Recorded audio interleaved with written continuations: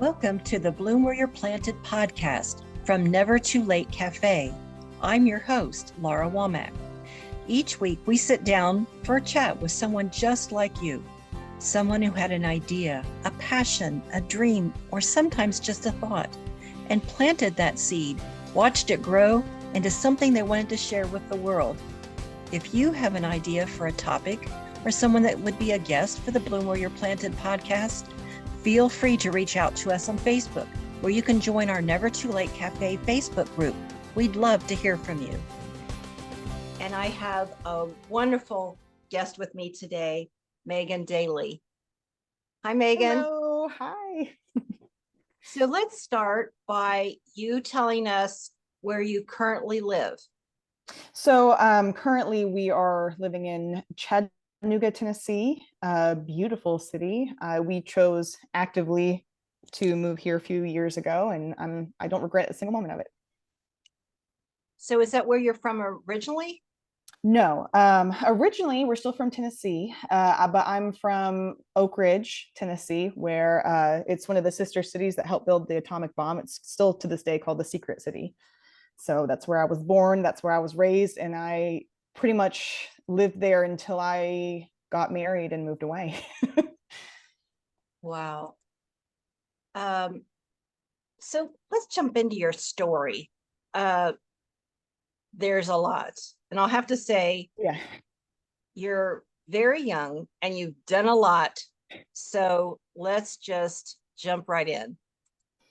So I have a little bullet point, so I stay organized. But I guess the first, if you want to talk about my career, and we're really talking about my story and career and like where I got to where I am today, like it all starts right before my parents got a divorce when I was around 9 years old, and there was a flyer that went around for like an advertisement for a school play at one of our sister schools for my elementary school, and I would have to go to like a separate school to go audition and like everything, but I thought it would be really fun. I always did like musical, like dancing stuff beforehand. I took dance classes. I was always interested in like the creative arts.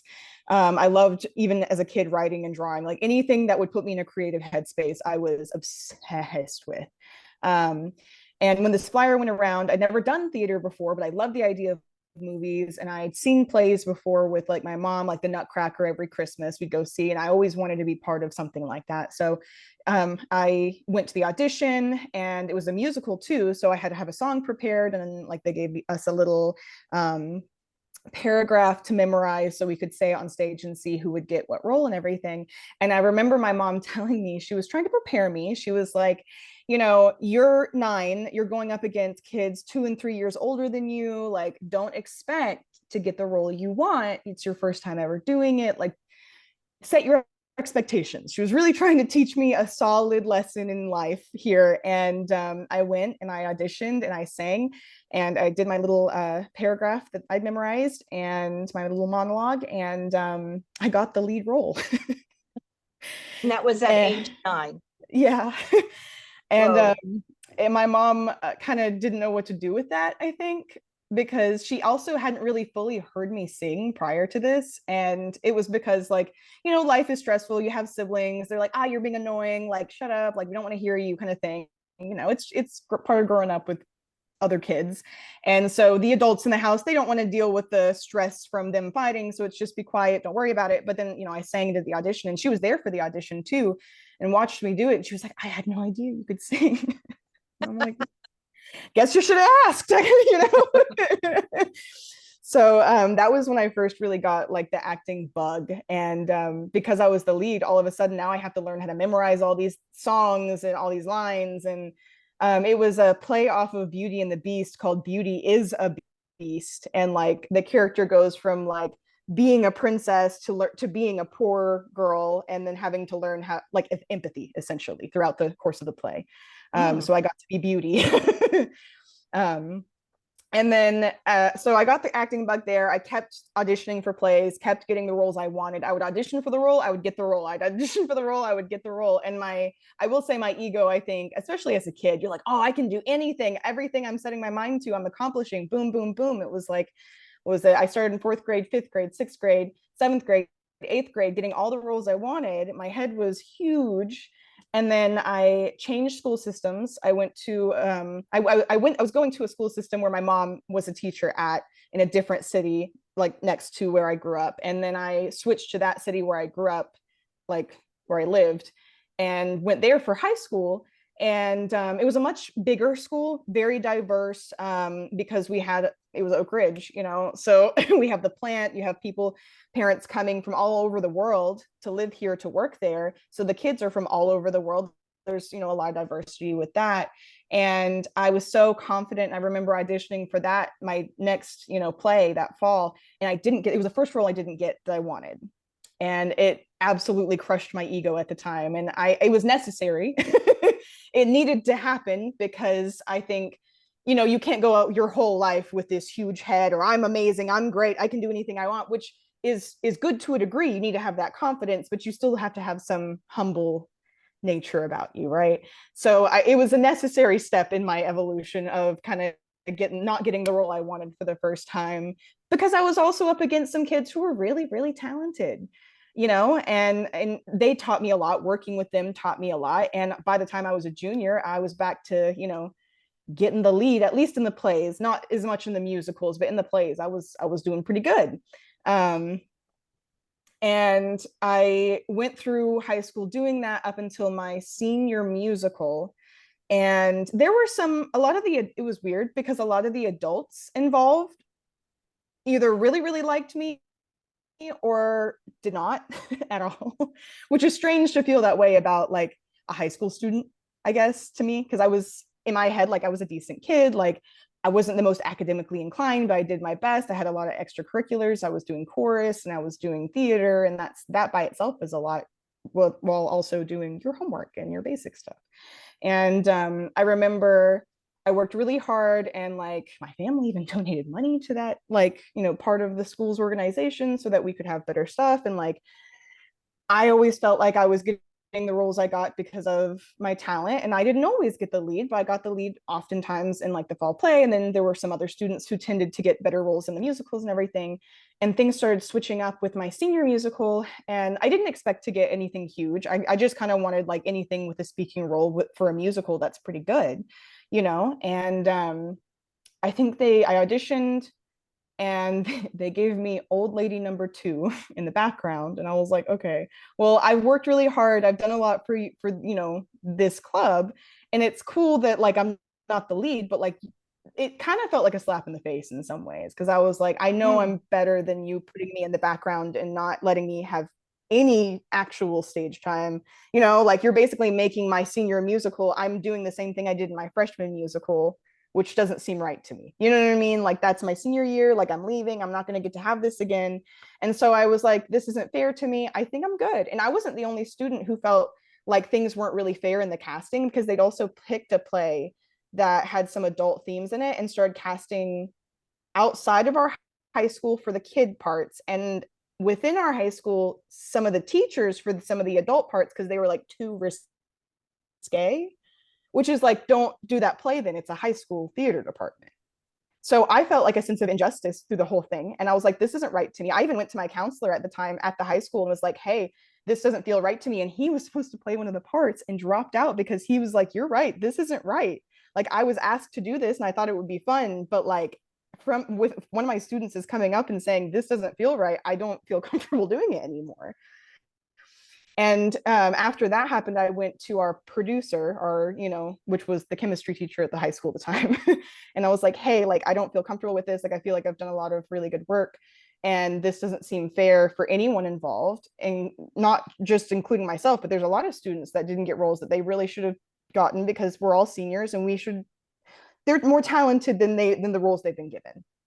Okay. And I said, I'm quitting, and this grown man looked at my 18-year-old face, barely 18-year-old face, and was like, if you quit this fall musical, you'll never work in the entertainment industry again.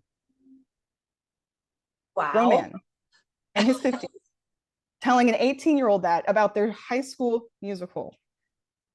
Like, this is going to set your life based on this decision. As if he has that kind of control over my life also. Yes. Yeah. which is strange. Looking back, it's very strange. His son was in the room who was like in high school with me, and even he was like he didn't say anything, but his face showed this is weird. This is strange. Like this is coming off as strange. And then as an adult, I was like, this is even weirder. Why would you say that to a child? You know, Yeah. like Yeah. this is strange. So I didn't take it to heart. In fact, I kind of used it as like a way to propel myself because I was like, are you like nobody has control over my future except me? Mm. So I was like, screw that mentality. How dare you think you have any say in what happens to me, especially in my career in the future? So as soon as I graduated high school, I looked up local talent agents in my area and I started to apply. Um, and I did get into one. And there were only two that were local because it's like the Knoxville area of Tennessee. Like, yeah, they Right. have some stuff they film up there, but it's not like, it's not like Hollywood. Right. Nor is it even Atlanta. So, they only had like two options that were mainstream at the time. And one of the options was like, you kind of already had to have a footing in the film and entertainment industry. And like, I'm just freshly out of high school, only doing plays my whole life, but I've done an incredible amount of theater. I used to take theater classes. Like, I was a pro at that sort of theater at that time. I Mm-hmm. knew what I was doing. I loved it. So I applied to one of them and I realized that's not going to work out because they need more than I have for them. And then I applied to the other one and it reminded me of, the old like studio system, like early Hollywood studio system where like you sign to an agent and they kind of like they train you, they take care of you, they get your headshots, they kind of do all those things for you. You know what I'm talking about? Like old Hollywood. It was kind of like that. But it was like you pay us money to take our classes, then when you finish our classes you will get you some headshots, and if you want to keep the rest of the headshots then you can pay us money for those headshots as well, Mm-hmm. and then you can have access to our website and be able to apply to things on your own from there. Oh, I see. Yeah, so it wasn't quite, I don't want to say a scam, but it was good if you've never done it before, I guess, and you're trying to get into the industry. And like, yeah, you can get some gigs through there. Like but like I didn't have many, like my agent didn't reach out to me very often to personally give me jobs. It was you find your own job and then we'll take what was double the industry, no, over double the industry standard at the time of percentage out of what you're making if you're making any money off of it. And also, if you go on your own and find your own projects, then we still get that money out of it if you get paid for it, even though we didn't do any of the work involved. So you were obviously on a contract of sorts. Yeah, I You was. It must was a have 2 year had, contract. so I'm sure that you got through that contract and went, Mm-mm. nope, Mm-mm. nope. Finished with them. Now, don't get me wrong. I was very lucky in some ways because it did open up a lot of doorways for me. There was a lot of Mm, money spent to get through those doorways, that from my pocket, from my family's pocket, who really wanted to see me blossom, which I'm very thankful for their help, but it shouldn't have been as necessary as it was. right. But like I got to be on like a Melissa McCarthy movie set and I got to see her in person. That was kind of cool. And like I think it was Life of the Party was the movie I was an extra on. And that was filmed in 2016. It came out in 2018. And Who was the actress in it again? Melissa McCarthy. Oh, Yeah. okay. And then there was also Chris Parnell was also in it, as well as Debbie Ryan. And I was in the room with all of them. And at one point, they were even like, hey, Chris Parnell wants to just riff for a while. And because there's a lot of like improv that some of the dialogue was. So they were like, he wants an audience to see what the best reaction would be. He's very old school actor, I noticed. Melissa seems very like new school, like she is the character actor. She's just gonna come and be kind of herself and say her lines, and they're gonna be funny and we're gonna love it. But like Chris Parnell's very old school in my opinion, because I was watching them very closely, because these are big time actors I got to be watching, and he's very much like, I want an audience. He reminds me of like stage actors for sure. And like I'm not entirely sure if he has stage in his background. I'm sure he does, but they were asking for volunteers just to come watch him, but not to be filmed. And a lot of people were interested. I was like, pick me. I want to be in the room with Chris Parnell and just listen to him make jokes for like 30 minutes. Please allow me. Like, I'm getting to do this and get paid. This is crazy. And I remember sitting in the room and listening to him, and he had some fun stuff he was doing. But it was definitely an experience I didn't feel like I could have had without having the agency first, for sure. At least because I didn't know what I was doing at the time. Hmm. So So they it had its allowed, good points. It had some good yeah, like points they too. allowed, it did. They allowed like an open doorway for me to access that easily, even if it did cost more than it should have. But so I got to have those experiences. I think I was on Logan Lucky or Lucky Logan or whatever it was called. I don't think I really went back and watched it because it wasn't my kind of movie, but I was an extra on that one. And there was like 200 to 300 extras on that one. So it was like, I'm not even sure if I could even see myself um, as one of those, because it was some kind of like race car movie. And I think Adam Mm. Driver was in it, and like Priscilla Presley or something. It was all sorts of people. I didn't really see most of them. I didn't know it was him at first, but I accidentally started talking to the guy who played. Do you watch Stranger Things, the TV show? Have you seen it? There's No. one of the actors on it is like a teacher character, and he's like one of the main, not main characters, but he's fairly prominent in the first couple of seasons. And he was working on set there and didn't have his mustache like in the show, so I didn't recognize him. I just Oh. started talking to him. And he was very friendly, but I got to briefly talk to him, and then one of the other extras was like, "Do you know who that was?" And I was like, "No, no, I don't." And then he told me, I was like, "Oh my god, I didn't know." So where was this filmed at that you went to? Both in Georgia. Georgia's Okay. huge right now. That's where Really? it's becoming. When I was working down there back in 2016 through 2017, those 2 years mostly, people were starting to talk like it was about to become the Hollywood of the South, which it really is now. The And Atlanta area. yeah, well, in Decatur and like all those areas, because from what I understand, Atlanta doesn't have specific taxes, or it didn't at the time, specific taxes that Hollywood did for filming in California. California has taxes for that. Georgia doesn't have those same taxes, so they can save a lot of money if they film there. And there's so many different like places they can film in Georgia. I guess it's just really popping off. Well, I'm sure less expensive Mm-hmm. in a lot of ways than California. Absolutely. So, Yeah, I can't imagine, comparatively. Or even I think New York is the same way. They have those same taxes. So it's like New York and California, you can film there, but it's gonna be more expensive, like you said.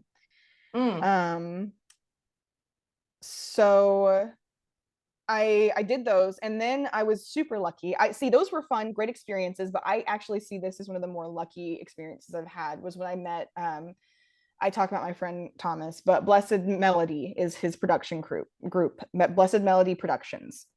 And okay. they I found them, I'm pretty sure, like 99.9% sure, I can't fully remember, but I think through that agency, because they had listed, they were like, it's non-paid, but like they're looking for actors for an independent film. And I'm like, I mean, I was doing independent films with other smaller groups that didn't work out as well. And most of the footage I wouldn't like, they wouldn't even get completed. I wouldn't see back. I wouldn't get, because as an actor, you really need to ask any film you do, especially an indie film, can you send me some of the film for my reel? That's very important. That's like cash. If you're not going to pay me, then that's my cash. Right. Um, and on average, I wouldn't get any of the film back. I would basically be wasting my time, my money, my effort for somebody else's production group and not receive anything back from it at all, which was starting to really hurt me. Like it really, stunk. And I was like, do I even want to keep doing this? Until I met Blessed Melody in their group.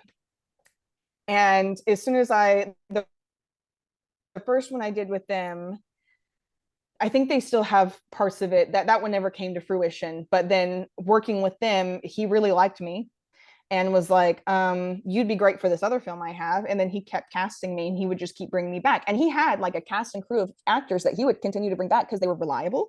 They were great on set, and they were phenomenal actors. Like just the talent was insane with some of these people. I've been going back, like putting my reel together recently and like looking at a lot of that footage because it's a lot of the same people. And I'm like, man, these were such talented people. Um, Mm. and I got I learned a lot from them. I learned a lot from them. And he even kind of encouraged me because I thought I wanted to be an actor my whole life, but I did my own little films and skits and stuff. I had my own little YouTube channels when I was a kid, and so he kind of encouraged me. He's like, you can get behind the camera too. You can start. He kind of taught me a few little things, names of more things that I would need to know, like what's a grip or what's a sound guide, like just basic stuff. He was giving me lessons as if I was in like an apprentice position through working with them, because he had had his own, I think he had had his associate's degree in film at that time, so he already had that kind of knowledge, and he encouraged me to go to school, which I Mm. didn't ever plan on doing, if I'm going to be honest. I didn't plan to go to college, but he really pushed me because he saw like that I was very talented at it, and that I was really good with the camera, and that if I wanted to be a director or a writer or anything in the industry, that I would need a film degree, he thought. So he pushed me to do that, and I went to the school that he went to for his associates, and I didn't get to finish it, but I did start those classes. And honestly, one of my favorite ones was the sound class. I didn't expect for that to be one of my favorite classes, but like doing the podcast stuff and like editing sound and all of that kind of thing was one of my favorite subjects I learned while I was there. And college taught me a lot. I was only there for 2 years. I didn't finish my degree because I got married and then COVID hit, but Mm. it was a huge experience for me. Wow, you learned a lot through that. So on your some of your information, your IMDb site, Mhm. um, your the first one listed is Dad's birthday. Is that Yes. in 18? Was that with Thomas? Yes. Okay. Can you go into a little detail Yeah. about little synopsis of that one? Yeah. I can't remember how long it is. I think it's like under 7 minutes, I believe, 7 or 8 or 7 minutes. And Thomas's work in general, it always has a message. I actually saw one of his films at one of the first film festivals I went to when I was working with a different group, and his was one of my favorites. And I remember it didn't win anything, and I was angry about that, because I was like, Oh, his film made me feel something. And some of these other films, they look great, but the acting's kind of meh. And like the storyline is almost not there in half of them. It's like we're doing this for the aesthetic, not for the story, not to make you feel something. And if I'm going to watch a film, I want to feel something. So I saw that, and I saw it, and I was like, man, I wish I could work with a group like that. And literally within 6 months I was working with him. So dad's birthday was, I want to say, it was like either the second project or the third project we'd worked on together, but I think it was the second project, because the first one I don't think like made it fully, and then he cast me in this one, and I won an award for best supporting actress for that film. um the was plot this of it was, in an independent film festival? yes, yeah, he always sends them out. I mean, he taught me how to do the whole send it out everywhere, anywhere that you think will accept you. Like, he showed me how to use Film Freeway and everything. He's like, send it out everywhere, send it overseas, send it to anyone who it applies to, who you can afford to send it. And Cool. sorry. I just said that's cool that Oh he yeah. was showing you all those different. I mean, he's a great teacher. He's a phenomenal teacher, and he has taught me a lot of things about the industry, which I would have never known without him. Like, between him and Amy, like, I don't know if I would even be like as far as I am and have the connections I have to this day. I really have a lot of respect for the both of them. And that's Um, Amy McCorkle, Amy correct? McCorkle, and I met her through Thomas. So Oh, okay. She had yeah, mentioned him before. yes. So after Dad's birthday, what is 1705? 1705 is the last project. It's funny because the first and the last project I worked with him directly on never finished. He's still in the works on the first one. Like, they're thinking about making it smaller and changing some things up and adding some stuff. This last one, I think that it was supposed to be like an anthology. So we had some of the independent stories filmed, but like COVID happened, I got married and moved. A lot of things kind of went down all at once, and it just never got finished. And he said that that's one that he wants to go back and finish up in the next Mm-hmm. couple of years. But I know he's got a lot on his plate too. So that one was actually one that I wasn't in the forefront of, but I was camera on that one. I did camera and sound for 1705. And I also, one of the anthology segments was actually based off of my own film that I had made to put into Thomas's film festival. His first year that he made his own film festival, he was like, he's like, if I'm going to do this, you have to make a film for it. And this was when I was still in film school and everything. And I was like, oh, man, I've never made my own film like that. Like, I'm not like you. And he's like, no, no, no, you have to. And this one isn't out anywhere. It's my early work. So there's a lot that I have issues with it still. But I did submit it to the film festival for one of the, it was like a 2-week twister. You had to have it done in 2 weeks and sent in, and it had to have a plot twist at the end. And mine was called The Omnipotent. And the concept of it was like, think Groundhog Day, but like with like these two women who are together, and at the end of every single day, one of the women are trying to save her wife from like dying at the end of the day, but it's always a different way. It's always kind of silly, and it's like every single day she wakes up and it's like a new day, but it's the same day. It's always February 3rd. And at the very end of the film, it turns out that it's actually somebody who's writing a story and can't figure out the ending of the story, so he deletes it and then tries again the next day. And so it's like, that's the plot twist, was that Wow. it's all this high tension and adrenaline and anxiety and like trauma that these two women are going through, but then it turns out it's just this guy writing a story and he can't figure out the ending to it.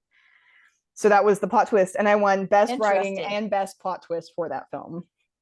So Wow. No, so Thomas has his own he film does. fest. It's He called still, Southern Oasis Film Festival, and he still's doing it. He has applications open for it currently as well. And I'm helping work on it. I'm not a judge or anything. I'm just kind of going and making sure that like all the stuff that gets into the film festival doesn't have anything inappropriate in it, essentially, so that when the judges look at it, that they don't have to filter through anything, you know. But I'm helping him work behind the scenes for his film festival at present, and he's working on expanding his festival. It's in Knoxville, Tennessee. okay. When is it He's normally working on held? expanding his film festival. And March. when is So it'll be held next March. March? Okay, cool. Um, and then Allie's Timeless mixtape. That was Yes, that also was 2018. That sounds like a very busy year. it was a very 2018, 2019 were huge years for me, busy wise for sure, because I was going to school in 2018 and in 2019. I was filming all this stuff, my own stuff. I was filming with him. I even went and worked with Amy, I think once or twice during that time, like in Kentucky. So it's like I was going all over. I mean, pretty much since I finished high school, it was travel, travel, travel. I was either going to Atlanta or Kentucky or filming with people, or doing my own thing, going to school, all of that whole time. Super busy. And so for Allie's Timeless mixtape, we filmed that right before I went to my first big film festival in Las Vegas, actually. And that one was, again, like all of Thomas's films have a message, and that one was kind of like a tearjerker. I don't even think he wrote that one. I think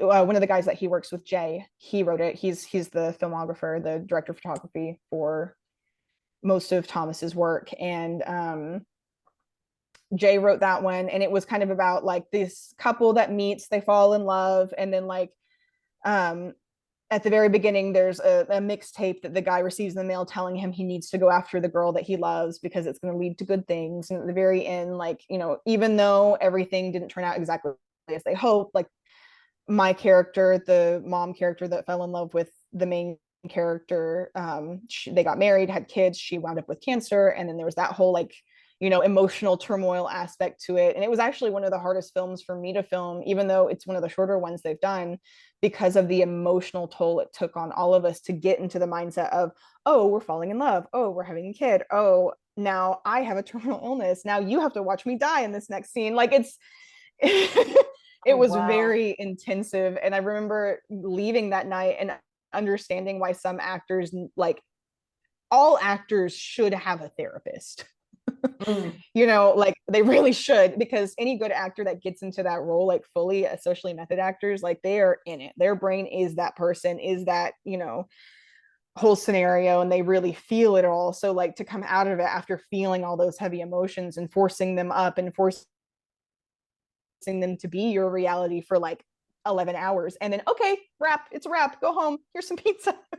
You know, like that also gave me some perspective going forward when I decide I want to do more of like directing with other actors and how they need to be taken care of on set. Mhm. Because if we're doing an emotional scene, there needs to be like aftercare, you know? Oh, so have you experienced that before, or is that just your concept? In terms of like the need for like aftercare after emotionally driven scenes. That's my concept because I especially think on it's wonderful. I mean, yeah. what do you get, like a shoulder massage and You're right. Well, just like go a to a hey, are salt you doing bath? okay?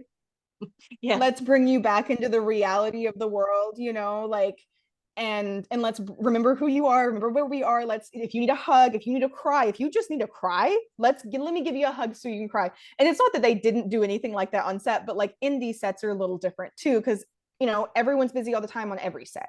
So it's like I really do think that there should be people set aside to be like emotional support people on these like more high intensity films, or that actor needs to make sure that they have people at home that can do that for them, like a spouse or a parent or a friend. Or a Because if you puppy. don't have that, you can just yes, anything, Puppy. a puppy, like a stuffed animal even, but something that you can kind of focus that energy on and like get that release, because you sometimes you don't always get the release on set of that emotion. You have to build up to it and then okay, cut, it's a wrap, go home.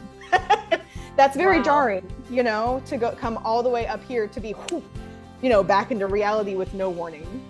Oh, wow. Yeah, I never thought about that. That's an interesting point. So I never thought about it until I experienced it that time, and then I was like, man.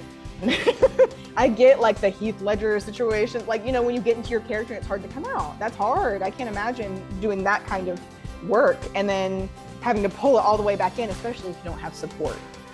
stay tuned for part 2 of our chat with Meghanne Hill Dailey. So as our time comes to a close, remember to keep creating, keep sharing, and keep supporting each other. And remember to bloom where you're planted. Bye for now.